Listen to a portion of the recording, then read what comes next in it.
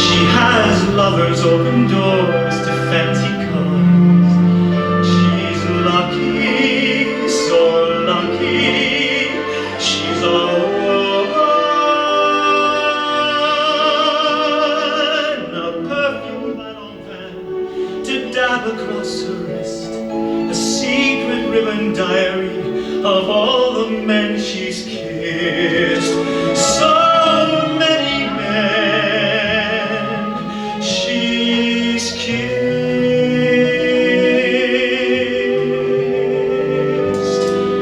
Lilac waters bathe her skin. Good, that's fine. So, good morning. Afternoon, feels like that. So what you were listening to, hi everybody, I'm Vince. Thank you all for coming. Yeah, everybody, yeah, that's who you are. That's who you, we know that's who you are. I wanted you to hear a little bit of that, because now I'm going to play it. So you heard it. That's the Broadway version of She's a Woman from Kiss of the Spider Woman, which was a musical that died, man. It was good, but it didn't last very long. But I was the first musical director to do it after it had closed on Broadway. And the score was a mess. But it was a beautiful score. So now I'm gonna play.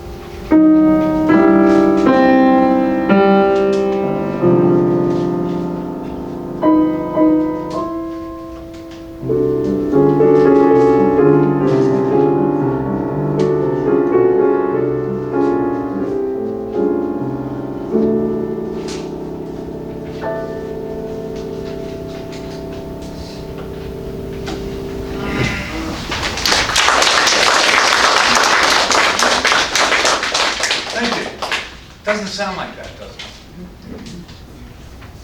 What is it? Hey, it doesn't really sound like that.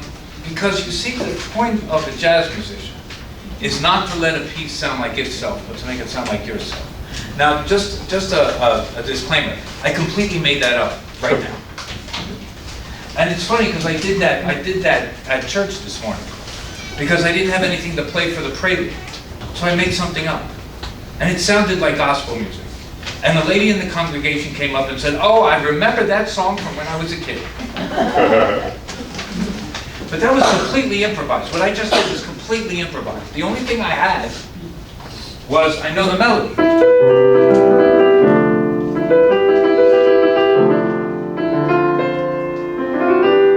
And I know there's a bridge. That's it. That's all I have. And the rest of it is completely made up. Which kind of creates some problems because there's a lot of mistakes. Because you can't possibly be accurate when you're making it up on the spot. But what you can do is you can take those mistakes. Like I made a terrible mistake. I did something like I went to this chord when I'm supposed to do something else. So that's when I went.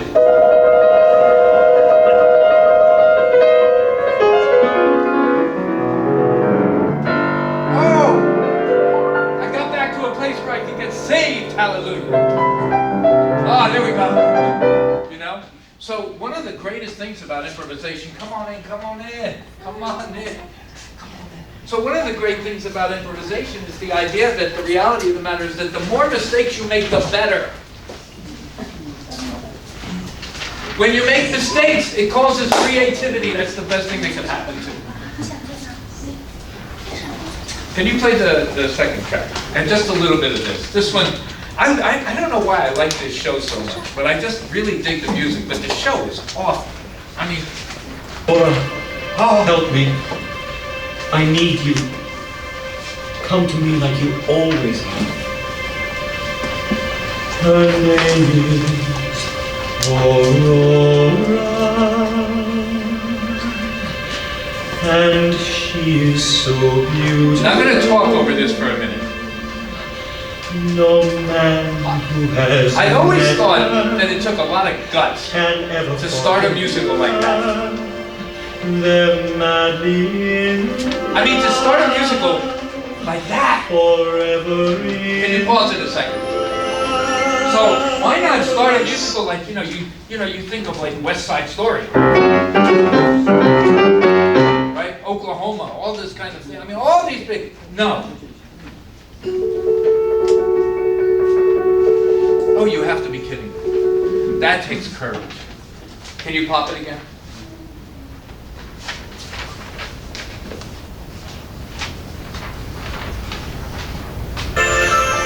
She steps to her glass now. Gorgeous orchestration. All almonds and roses. But I can't do that on piano. She's powdered and pampered. The sight of her dark eyes igniting a screen, scorching a screen. Oh. Look at her radiance, see how she glows. Look at her silky cheeks, pink as a rose. Tell us your secret, ma'am, tell us please do. What is this happiness shining from you? So, you want to know why I'm a clown? Cheetah Rivera at 65. She can still sing. Last night, I went to see the gypsy. Now, you hearing that, you have to know that me as a jazz musician, I'm going to take to that. She told me I would meet a stranger, a lean, handsome hero who'd sweep in and sweep me away. Great. So, I don't care about that beginning. I could care less about it. I don't even care about everything everything up until she comes in. So if I'm going to play this piece, this is one of the great licenses you have as an improviser, as a recreator. When I was at Manhattan School of Music, I worked with Constance Keene. By the way, this is one of the dear people in my life. This is Mrs. Suzuki. She was a teacher at the French school when I was there. She was also the mother of 3 of my best friends there. And I'm really honored to have her here. So I'm also a little nervous. And she's 95 years young, right? Didn't you just swim a mile or something?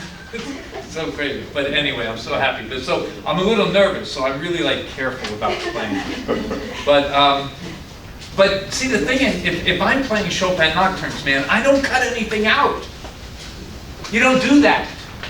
First of all, Chopin is hipper than I will ever be. And secondly, you just don't do it. But in my world, yeah, I don't like that. I'm cutting it. Because I have that license. So the only thing that interests me is that I like this. And I like this. The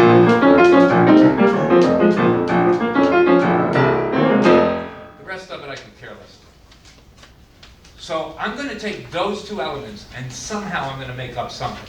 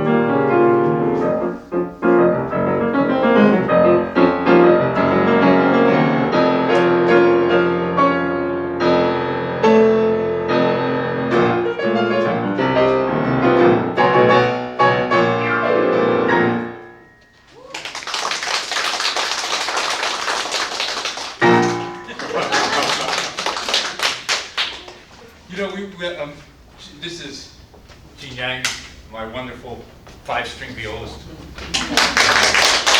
Anyway, we played at Lincoln Center about 2 months ago, and we came to the end of the piece, and I went, everybody's applauding, and I go, it was fun. I want to read something to you. I love art. I love to study art. I don't study music unless it's Mahler anymore. I just study Mahler. Other than that, all the other composers I don't care about. But that's because I'm writing an orchestral piece, you know, so there it is. Yeah, I want to read something that Julian Schnabel wrote. This is a book that he published about life in New York during the 1980s, trying to establish himself as a visual artist. And you have to understand that he came into his own at the same time as Andy Warhol was coming towards the end of his career. People like Jean-Michel Basquiat, my God, Keith Haring. I mean, there were just so many great artists in the 80s that were in New York. So he was fighting for that place. And he did a piece, and he got a lot of really bad advice from older artists, older established artists, who came to him and just really just excoriated him. And this is what he writes about. And I read this to every student that comes into my office at Princeton, because I think it's the most important thing we can ever hear. Never listen to anybody when it comes to being responsible for your own paintings.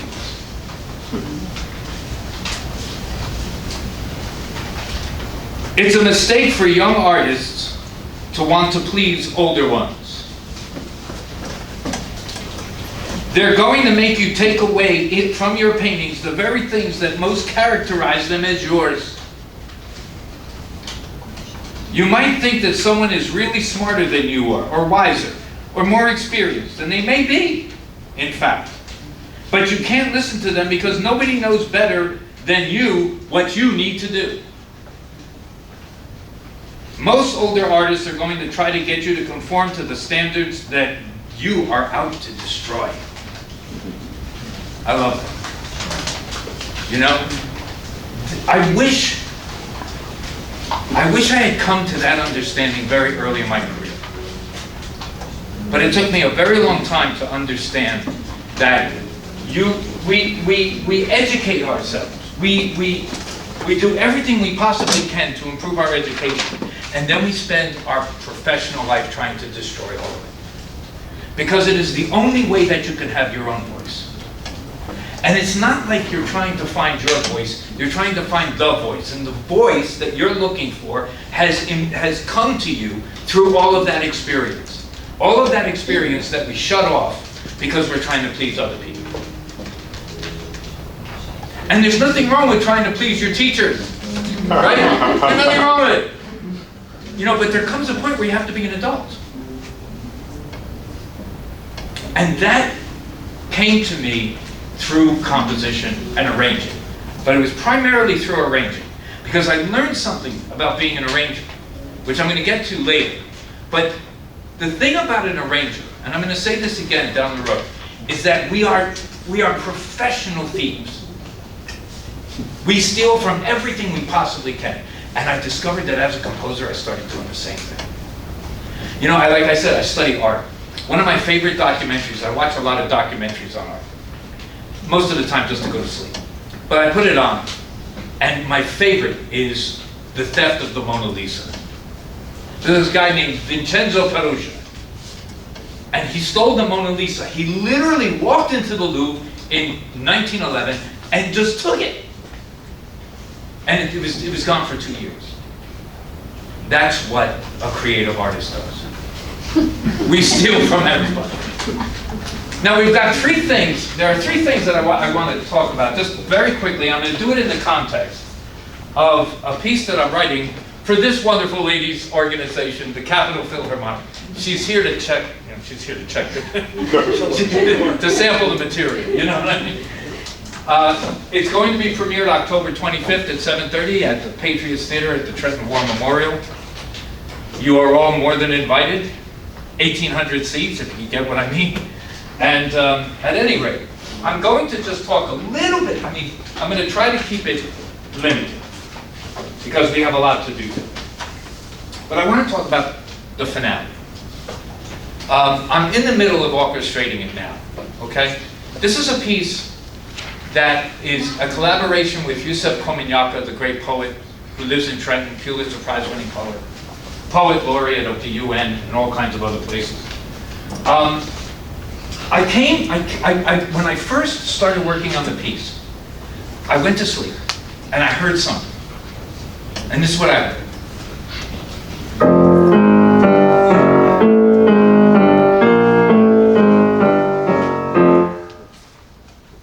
So I go to the keyboard, and I'm trying everything. I'm saying, what am I going to do with this? What am I going to do with this? And it wasn't until the last piece. By the way, the piece is 90 minutes long. So it's like, it wasn't until I came to the last piece of music that I figured out how to deal with it.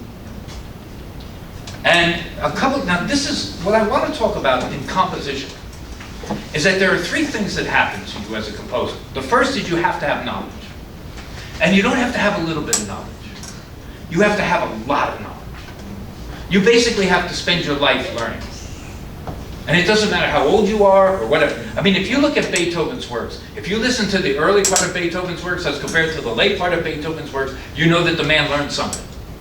You see what I'm saying? So you're always learning. One of the things that I've learned is to shut up. Say what you've got to say and get out of the way. I've had to learn that because, you know, there are times when you overwrite. It's just a normal thing. But there's knowledge. The second thing that there is theater. It's called drama. Nobody wants to end a big piece.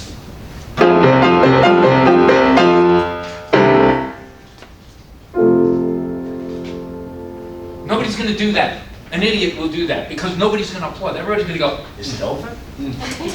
So of course you do.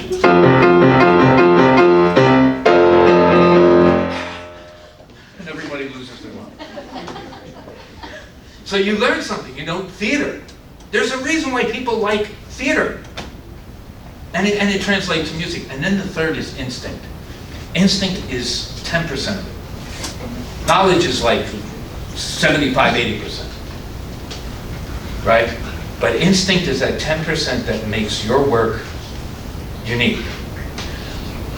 So I came to the last movement. I said, Yusef says to me, why don't you make it a gospel number?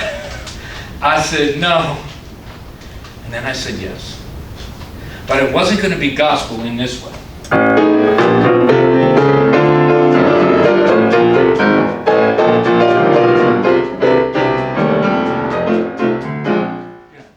If I get started, I'll go on for a while because I'll go back to church. You know what I'm saying? And everybody in my church is going, what's he playing?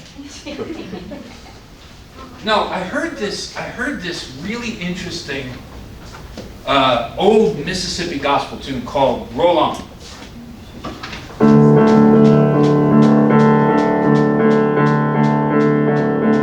You gotta roll on for a long time, roll on. I love that rhythm. And the thing that I liked about that rhythm, and I steal it. I steal it. What I like about it is that I want you to hear the difference. Hear that? That's where the downbeat is so strong.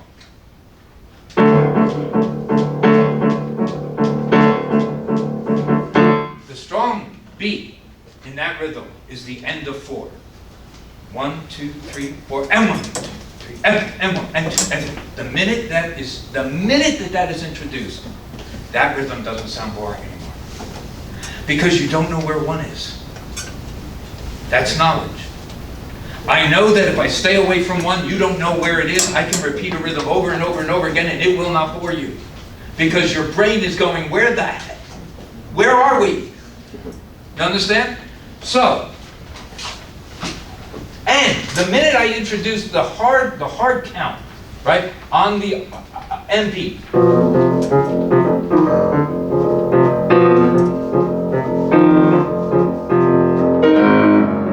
all of a sudden that thing that's symmetrical is no longer symmetrical, it can become asymmetrical. Which is now another thing that you're listening for. You see? Because I'm imposing an asymmetrical system on top of a symmetrical system. The entire phrase is 20 bars, but you would never know that. And that phrase repeats itself 4 times. It repeats itself 4 times. Now it builds, but you never realize that it's simply repetition because your brain is spending at least 3 minutes trying to figure out where one is, what key are we in, and where is the strong beat. You see? Now, how do I get that nice rhythm going? But with the, you know, if I did this, the rhythm is great, right? It's a,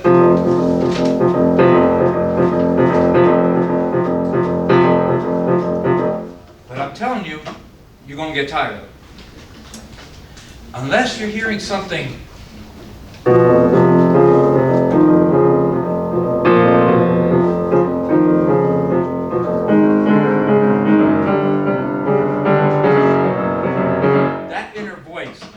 that inner voice is rhythmic, is harmonic movement within something that is not moving harmonically.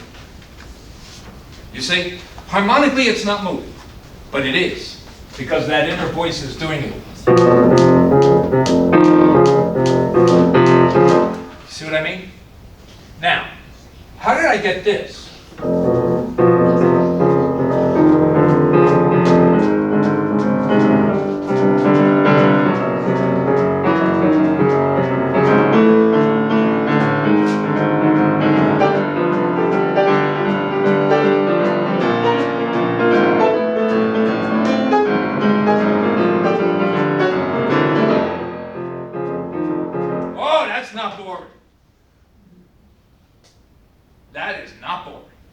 Because you see, on top of all of that, because of what is going on there, you have the strings doing like a...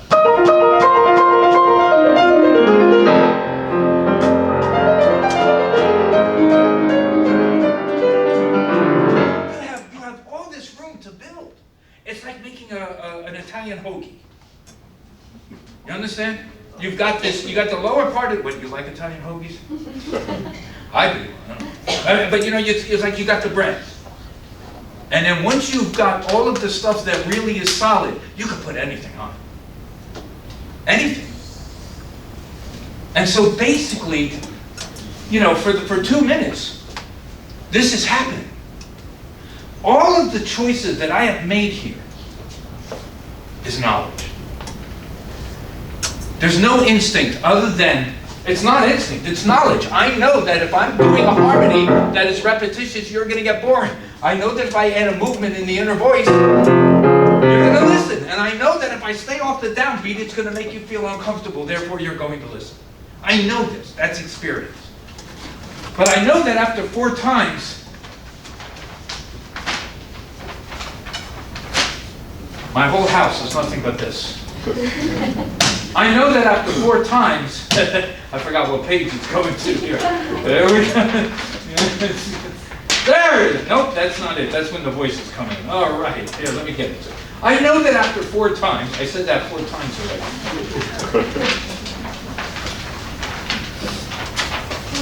Where the? Ah, there it is. I saw it. Okay. I saw it. I saw it. There it is. Okay. I know that after a certain amount of time, you do not want to hear that again. So I have to bring in something that is changing. Right? And I do. And the way I do it, now this is also knowledge, but it's also instinct. I know that if I'm sitting in F minor, and I'm sitting in F minor,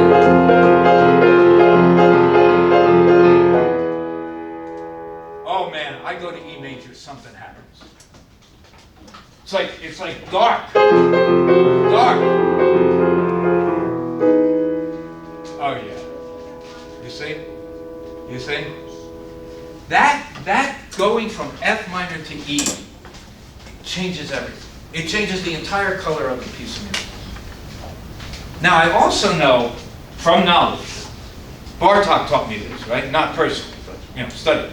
F, if I go down a half step, it cancels out the implication of the previous key. So the minute I go from F to E major, you forget that there's an F. Now, where's the drama in that? Well, the drama is, this is really serious. And then,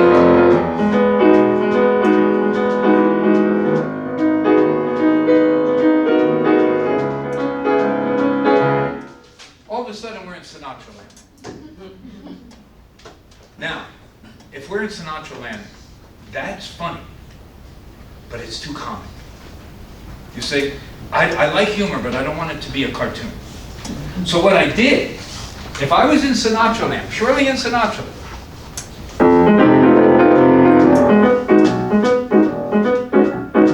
that's what I do, but I don't.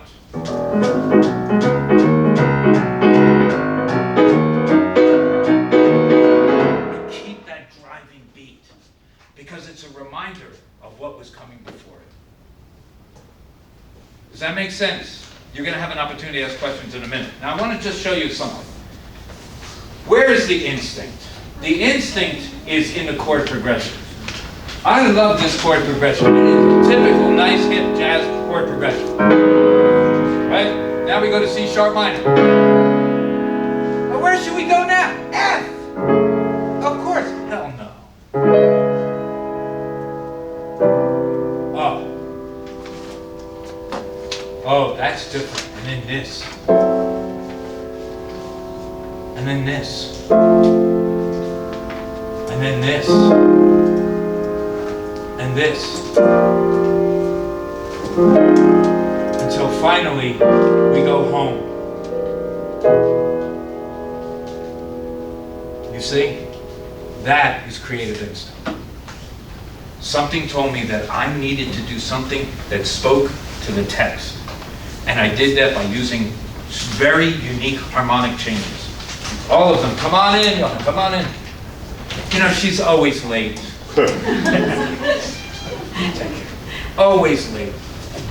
So I want you to just for a minute before I go on.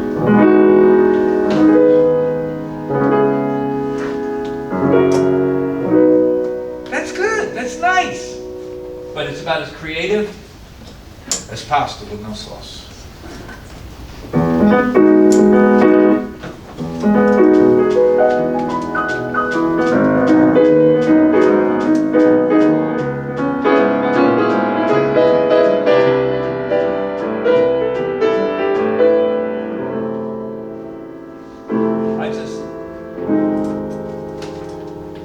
And you have a full orchestra layering everything on top of it. And there's a really cool melody too. It's really nice. There was a time we could sing in springtime. We thought we ruled the world. That ancient world of Mars, all those flowers, beautiful flowers.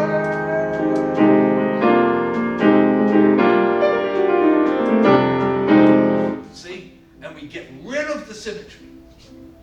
And we get rid of the thing, you know, kids, man. Oh, killers. All right. No, I'm not. Right? And of course, once this section is this nice section, Sinatra, we get them out of there. And we come back in. And it repeats with the full orchestra and the chorus. And then at the end, right at the end, now I'm in F minor, right at the end, I throw an E major riff in there. Drums. And I cadence on F sharp. What the hell? Because if I cadence in F, it's a downer, but if I cadence in F sharp, it gives people hope.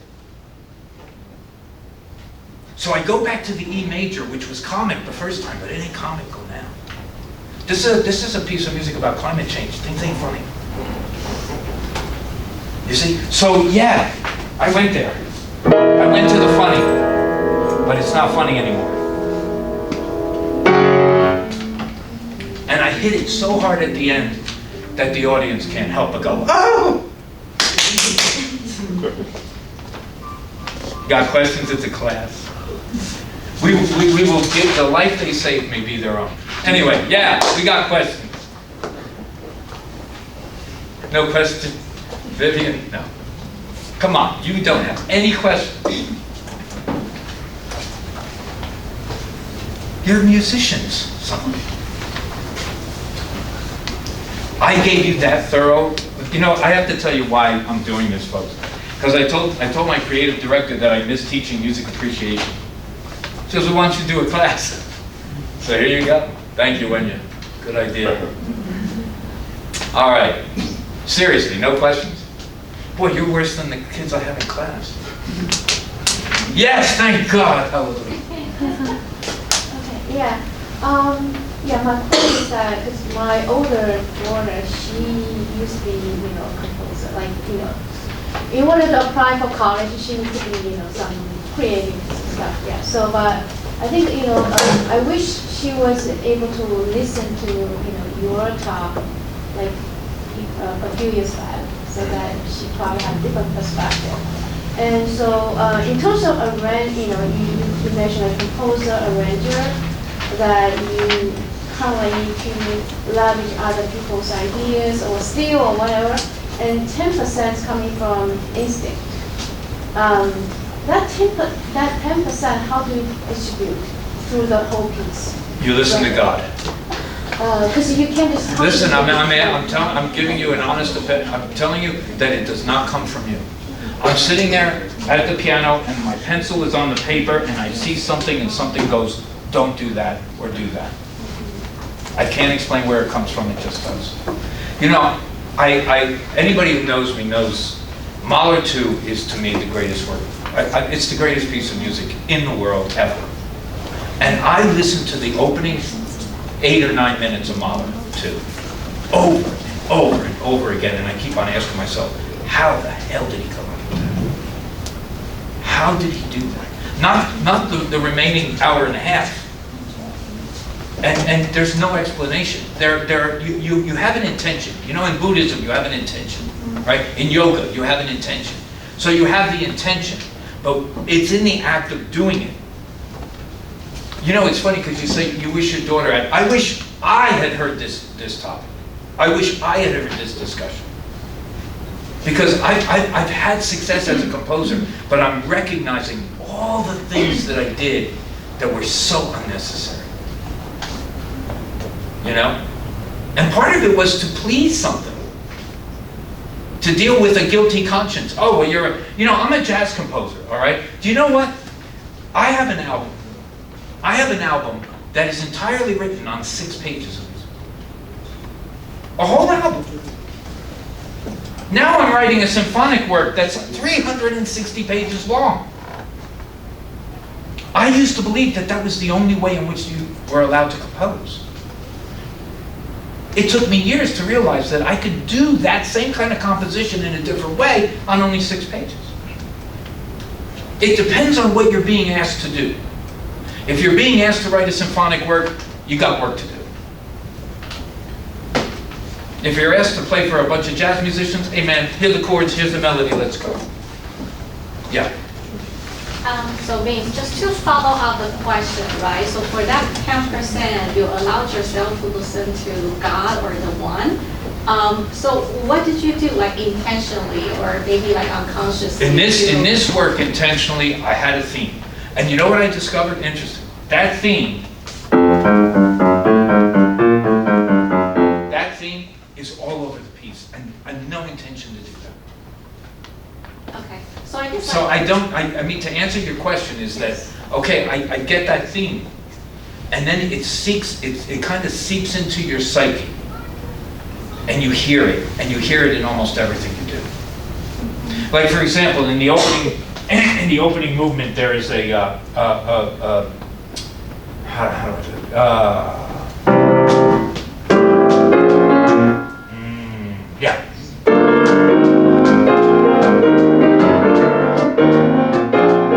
This kind of vibe, Well, look at it.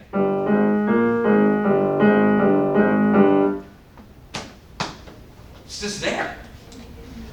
Once it seeped into the head, it just stayed there. So how do I what? How do I find it? How do I? Or I guess like bring to the ground level, how did you nurture your creativity? I guess like did you meditate? Did you gardening? Or no, you recognize that you're writing a 90-minute piece of music and it better be done by August 1st. It's a job.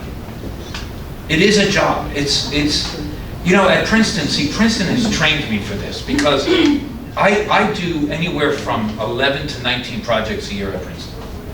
And so I have a certain amount of time to do the work I have to do. I have learned how to deal with deadlines, you know? But when you have that, you know, the greatest motivator is fear. Do you know my greatest fear in this piece? What if it's bad? You know, I mean, you have to at least ask yourself that. If you don't ask yourself that, you're putting yourself in a very bad position, because that question reminds me to go back and check it. It reminds me to go back and see if everything I'm doing is what I intend to do. Do you see what I mean? You can't be, you know, it's funny because I say you can't be afraid, but you have to be afraid. You know, you can't be afraid to take risks, but you have to be afraid that you know, that force you to go back and look at what you're doing. And by the way, it's the same thing for a pianist. You know, I think, I remember, I'm severely dyslexic, which is one of the reasons I became a jazz musician, because I hate reading music, okay? But I remember, I went into Constance Keene, who was my teacher at Manhattan School of Music. And I was playing Brahms' G minor. You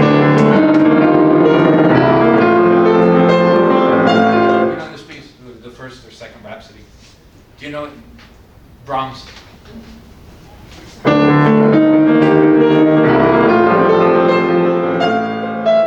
that. I played it 30 years ago. So I don't know, but I remember a little bit.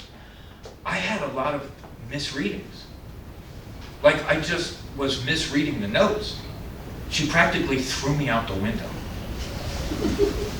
I never had a misreading again. Because I would never walk into her studio not knowing every damn note that I was playing.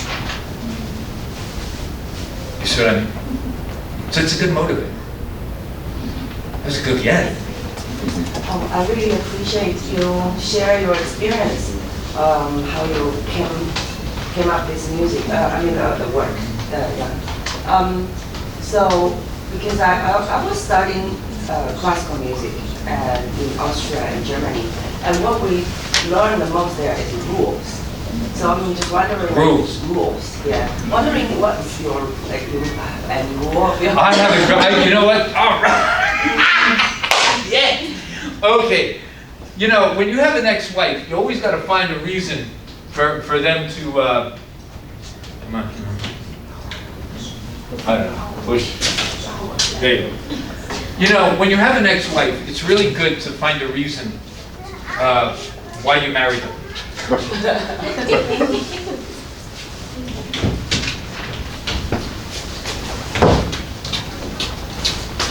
They're planning on stealing the Mona Lisa. There's something that she said to me a long time ago. She said, Vince, if it don't sing and it don't dance, it ain't good. If it don't sing and it don't dance, it ain't good. That's my rule. I don't care what the form is. I don't care about the, counterpoint. I've learned all of that. But if it don't sing and it don't dance, it ain't good. You know, there's a piece in this orchestra piece that is just like.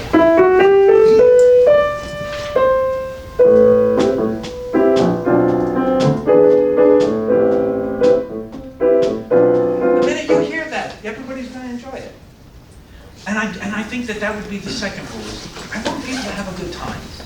I'm having a good time today. I had a great time Friday. We played in a coffee house. You know what I'm saying? I don't care where I play. I want to have a good time. And I want the people who are listening to the music to have a good time. I mean, why would you spend so much money for a ticket if you're not going to have a good time? You could go to the Princeton University Composers Concert. Next piece. Nobody wants to hear it. I want people to enjoy the music. I want people to enjoy their event. And I want them to feel excited about what they heard. You know what I mean? So those are the kinds of things that I care about. You know? And I feel the same way about theater. The first musical director was Sweeney Todd. I mean, you can't get better than that. The second was West Side Story. From there on, it was downhill. But if any of you know Sweeney Todd, it is absolutely thrilling. It's thrilling from beginning to end.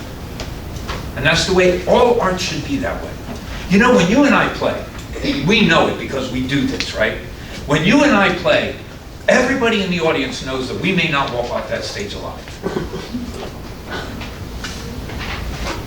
And any of you who have seen us play, you know that's true. We have no idea what's going to happen when we start playing. We have no idea what's going to happen after. That's one of the wonders of this artist. And that's why we have success. That's why people enjoy hearing us play. You know? Any else before we move on? Yes? I want to go back to your piece, your masterpiece. Ah, yes. Yes, because you say a lot of things are based on your instinct. No. There's like the 10%. Yeah. 10%. But I think all the musical training, like the classical knowledge you did for the past like how many years, gives you that knowledge to do this instinct. So it's like you think it's instinct, but for me, I maybe think it's because you train a lot. I am 99.9% in agreement with you. That it was invaluable. It was so valuable to train as a classical musician. It was on so many levels. You know, first of all, the wealth of the material. That's number one. But you know, I don't want to harp on Mahler too, but my God, I mean, that's just one master. And then he wrote 3, 4, 5, 6, and 7, 8, 9, 10. I mean, it seems as though some of these composers were just, that they were inhuman. But there's so much to learn from them. And even as a pianist, I mean, you know, I'm a jazz musician, right? You know this, right? Okay.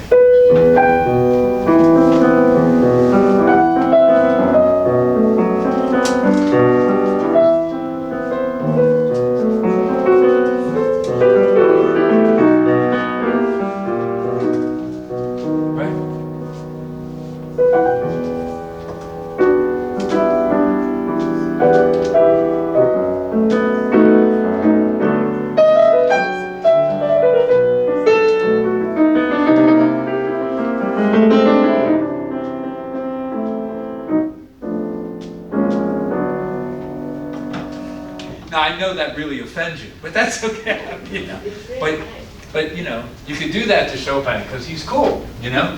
Chopin was the first great jazz musician. I think, in my opinion. Right. Yes, and the thing I want to ask is your piano. You say you ended on the F sharp. Yeah. And you say it gives people hope. I just want to know, like, why is that specific key? Because All right, this is great. Okay, I want you to say that. Ask that question again. Really good. Because you did from F minor. F minor is how many flats are in F minor? 4. Why do they call them a flat? Why? What happens when we flat a pitch? You go down. You depress. Right. You depress. What happens? What happens when we sharpen? You have hope. Bingo. That's the only reason? It's the only reason. That's knowledge. Look, if I right?